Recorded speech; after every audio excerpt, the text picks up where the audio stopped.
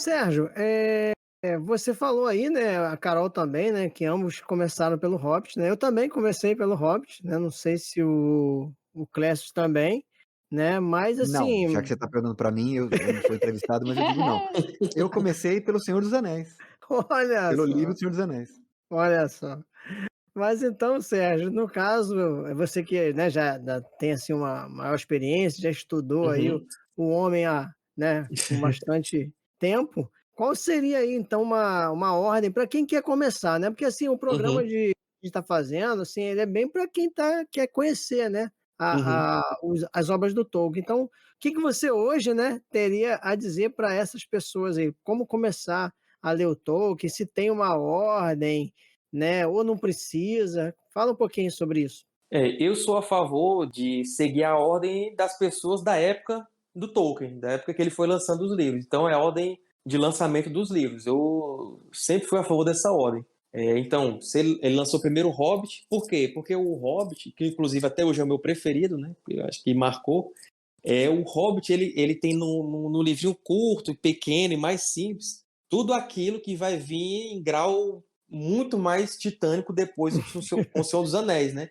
Ele Certo. tem todo ali um mundinho, tem tudo que tem depois em escala magnânima, já tem ali no Hobbit. Então ele é uma boa introdução para isso. Você não precisa nem saber muito sobre aquela mitologia, aquele mundo, você vai descobrindo conforme você vai lendo a história.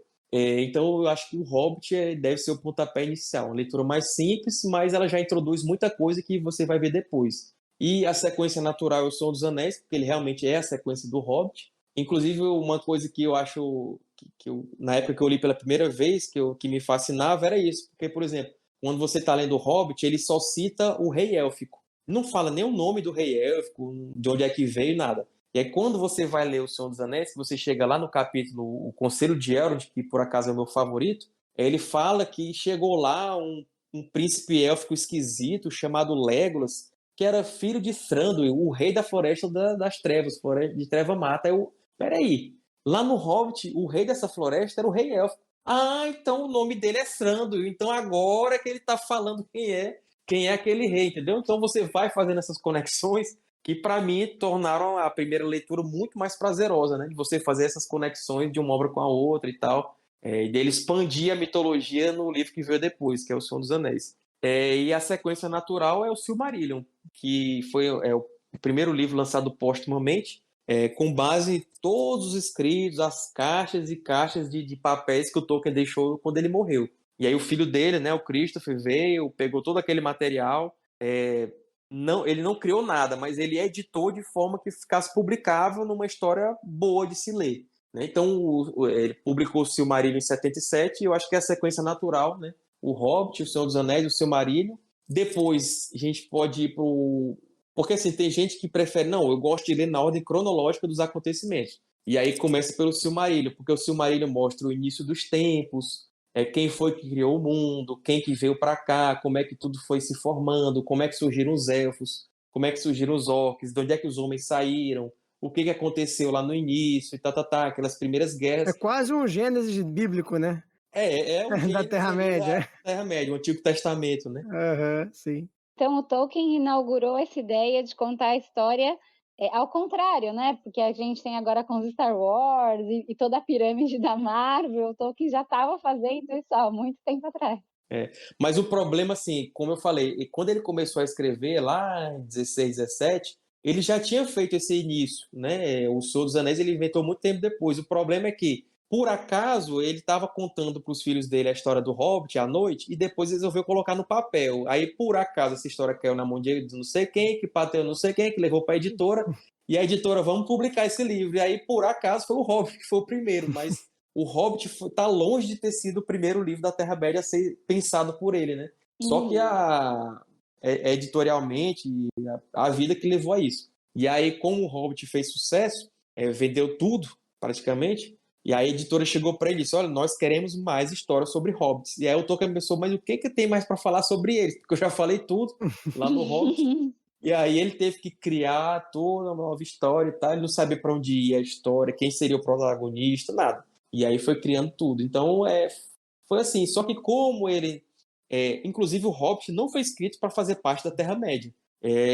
Porque só que essa mitologia da Terra-média estava tão entranhada nele que ele, durante a escrita, ele acabou, como ele mesmo diz, que o Bilbo acabou sendo puxado para aquele mundo. Mas não era para fazer parte. Só que como ele gostava tanto, ele disse, não, vai fazer parte. E aí começou a escrever, colocando o Hobbit dentro ali do Legendário, que a gente chama o Legendário tudo que tem a ver com a Terra-média, né? E aí, como o Senhor dos Anéis foi, entre aspas, encomendado pela editora, acabou também fazendo parte. Mas a grande paixão dele, o grande amor da vida dele era escrever sobre o Silmarillion, que era aquele corpo de lentes mais antigo. Como é que o mundo foi criado, as guerras das joias, que envolviam a Silmarillion, que eram as joias perfeitas e tal. E aí por isso, só que assim, foi uma história que ele nunca concluiu, não chegou a concluir. Teve várias versões, várias reescritas, ele escrevia poemas, prosa, resumo sobre tudo isso, mas nunca chegou a um texto final realmente. Por isso que o Christopher lá, o filho dele, teve que fazer essa edição de um formato publicável. E por isso que foi lançado só postumamente, porque ele nunca terminou.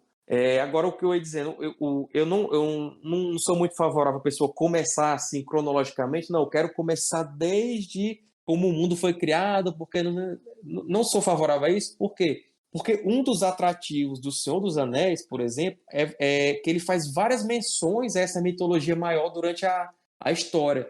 Então ele fala, por exemplo, que Elrond era descendente dos antigos reis da cidade oculta de Gondolin. E aí você fica, nossa, mas que cidade é essa? Eu quero saber mais sobre isso. Onde é que eu vou saber mais sobre isso? E aí cria no leitor aquela expectativa, aquela curiosidade, né? entendeu? Então, que não está mastigada. E aí você fica, mano, mas eu quero aprender mais sobre, eu quero saber mais. E aí isso instiga a leitura, né? E faz com que o leitor aprecie mais a história que ele está lendo. Se você lê o Silmarillion antes, você já vai saber, entendeu? Então é o spoiler, né? Hoje em dia o pessoal...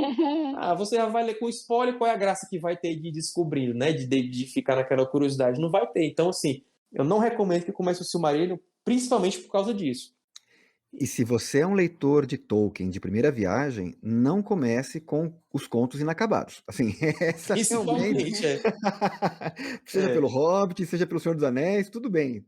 Qualquer uma das opções é válida. Mas não comecem pelos contos inacabados, senão não vai entender não. nada, né?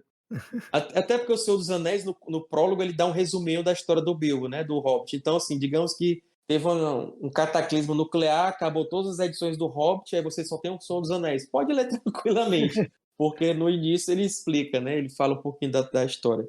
E aí, como foi o Clécio Robson falou, né? Tem os contos inacabados.